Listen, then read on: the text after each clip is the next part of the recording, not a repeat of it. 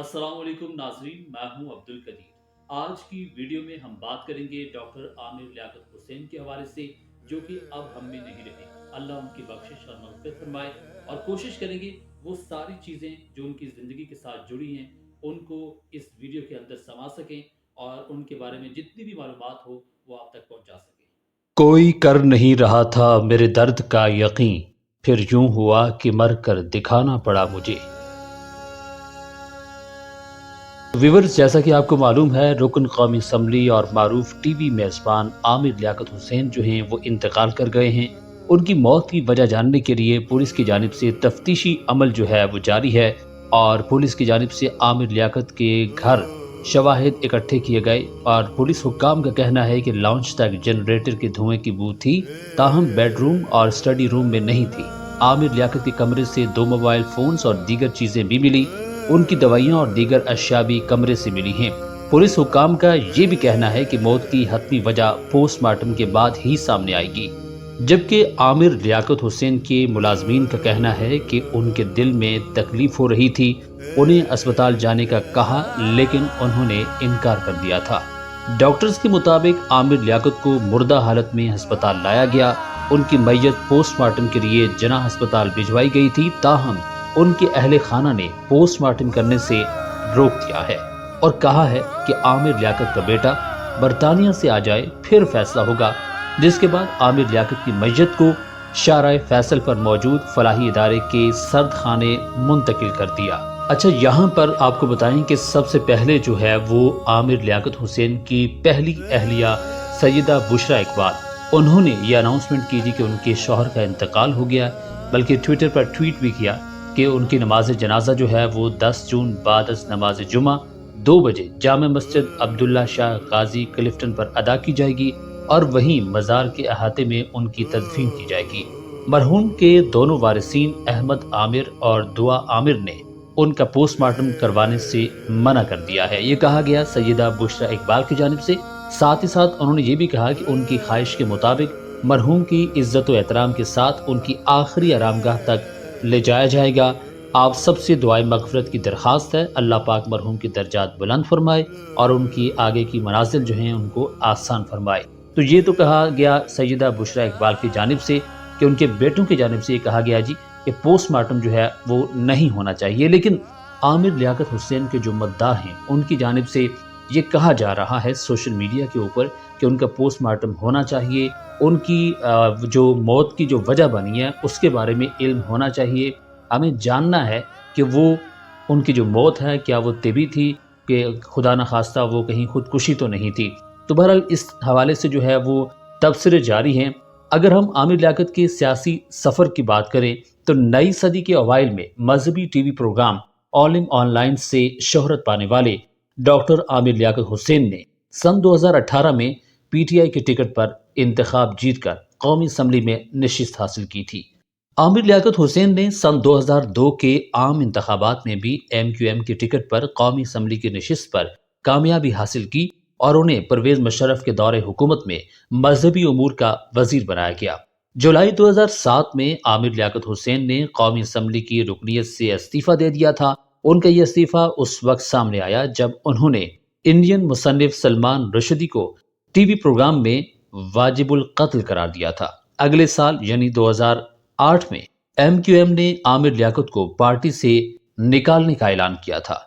आमिर लियाकत हुसैन ने एक तवील अरसे तक सियासत से किनारा कशी इख्तियार की, और सन 2016 में एमक्यूएम की सरबरा अल्ताफ हुसैन की मुतनाज़ा तकरीर से चंद रोज कबल जब 22 अगस्त 2016 को रेंजर्स ने डॉक्टर फारूक सत्तार और ख्वाजा इजहारुल हसन को हिरासत में लिया, तो आमिर लियाकत को भी उसी रोज गिरफ्तार किया गया था। और रिहाई के बाद डॉक्टर फारूक सत्तार की पहली प्रेस कॉन्फ्रेंस में वो भी मौजूद थे, लेकिन बाद में दोबारा गैर मुतहरिक हो गए। आमिर लियाकत हुसैन की तहरीक इंसाफ में शमूलियत की खबरें सन 2017 में सामने आई। उनके अपनी ट्वीट्स के बावजूद ऐलान सामने नहीं आया था, मगर बिल आखिर वो पार्टी में शामिल हो गए थे। पार्टी में शमूलियत के वक्त भी आमिर लियाकत को पीटीआई के कुछ हामियों की जानिब से तनकीद का निशाना बनाया गया। सन 2018 में आमिर लियाकत हुसैन ने इमरान खान के हमरा एक प्रेस कॉन्फ्रेंस में पार्टी में शमूलियत का ऐलान किया था, तो उन्होंने कहा था کہ میرا آخری مقام پی ٹی آئی تھا۔ وہ سن 2018 کے انتخابات میں این اے 245 سے رکن قومی اسمبلی منتخب ہوئے تھے۔ اسکرین سے سیاست میں آنے والے عامر لیاقت کون تھے؟ تو ناظرین، اب بات کرتے ہیں پاکستانی میڈیا میں عامر لیاقت کے کردار کے حوالے سے۔ عامر لیاقت حسین 5 جولائی 1971 کو کراچی میں پیدا ہوئے۔ انہوں نے عملی صحافت کا آغاز ندائے ملت سے کیا۔ عامر لیاقت حسین پاکستان کے تقریباً ہر بڑے نیوز چینل سے وابستہ رہے ہیں اور ان کے پروگرام زیادہ تر تنازعات سے بھرپور رہے ہیں، جن کے اثرات ان کے سیاسی کیریئر پر بھی پڑے۔ پاکستان کی میڈیا گروپ جنگ پبلیکیشن نے جب اپنے نیوز چینل جیو کا آغاز کیا تو عامر لیاقت حسین بطور نیوز کاسٹر سامنے آئے۔ اس کے بعد انہوں نے عالم آن لائن کے نام سے ایک مذہبی پروگرام بھی شروع کیا۔ ایک پروگرام میں انہوں نے احمدی کمیونٹی کو غیر مسلم قرار دیتے ہوئے ان کا قتل جائز قرار دیا تھا۔ اسی ہفتے سندھ میں احمدی کمیونٹی کے 2 افراد ہلاک ہوئے۔ ان کے اس بیان پر انسانی حقوق کی تنظیموں نے انہیں شدید تنقید کا نشانہ بنایا تھا۔ جہاد اور خودکش حملوں کے حوالے سے ان کے بیانات پر کچھ مذہبی حلقے ان سے ناراض بھی رہے۔ سن 2005 میں جامع بنوریہ کے ایک استاد کی ہلاکت پر جب وہ تعزیت کے لیے پہنچے تھے تو انہیں طلباء نے یرغمال بنا لیا تھا۔ عامر لیاقت حسین جیو کے علاوہ A R Y, express, bold T V اور 24 نیوز سے وابستہ رہے۔ رمضان کی خصوصی نشریات کے دوران وہ ہاٹ پراپرٹی تصور کیے جاتے تھے۔ اور اب بات کرتے ہیں عامر لیاقت کی نجی زندگی کے حوالے سے۔ عامر لیاقت حسین نے 3 شادیاں کی۔ ان کی پہلی اہلیہ سیدہ بشرا تھیں، جن سے ان کے 2 بچے ہیں، جن میں ایک بیٹا احمد اور بیٹی دعا شامل ہیں۔ تاہم 2020 میں بشرا نے عامر لیاقت حسین سے علیحدگی کی تصدیق کر دی۔ عامر لیاقت حسین نے دوسری شادی کی تصدیق دسمبر 2018 میں کی تھی۔ ان کی دوسری شادی طوبہ انور سے ہوئی، لیکن یہ شادی بھی زیادہ عرصہ نہ چل سکی اور طوبہ نے فروری 2022 میں عامر لیاقت سے علیحدگی کی تصدیق کر دی۔ فروری 2022 میں عامر لیاقت نے تیسری شادی دانیہ شاہ سے کی، لیکن 3 ماہ بعد دانیہ نے تنسیخ نکاح کا دعویٰ کر دیا ہے۔ اور اب گزشتہ روز عامر لیاقت حسین سے علیحدگی کے لیے خلا کا دعویٰ کرنے والی تیسری بیوی دانیہ نے اب دعویٰ کیا ہے کہ عامر لیاقت سے ان کی صلح کی بات ہو چکی تھی۔ دانیہ کے مطابق عامر لیاقت یہ کہتے تھے کہ تم واپس آ جاؤ، میں تمہیں دیکھنا چاہتا ہوں، ہم ساری باتیں بھلا دیں گے، جو تمہاری اور میری عزت گئی اس کو دوبارہ پالیں گے۔ ویورز، عامر لیاقت حسین کی موت پر سابق وزیر اعظم اور chairman P T I Imran Khan نے بھی افسوس کا اظہار کیا ہے۔ ان کے علاوہ دیگر سیاسی، مذہبی اور شوبز شخصیات نے گہرے دکھ اور افسوس کا اظہار کیا ہے۔ عامر لیاقت حسین پاکستانی میڈیا میں ایک بہت بڑا نام تھے۔